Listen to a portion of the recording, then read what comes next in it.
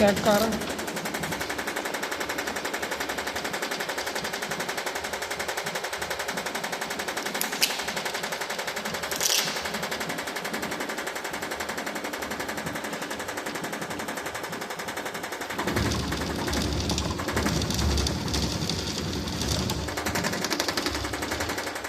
Damping complete ਵੀ ਮੈਨੂੰ ਲੱਗ ਰਹੀ ਲੀਵਰ ਦੇ ਨਾਲ ਤੇ ਨਹੀਂ ਟੱਚ ਕਰ ਰਿਹਾ, ਲੀਵਰ ਦੇ ਨਾਲ ਲੀਵਰ ਤੋਂ ਬਹੁਤ ਦੂਰ ਹੈ, ਬਹੁਤ ਦੂਰ ਹੈ ਲੀਵਰ ਤੋਂ।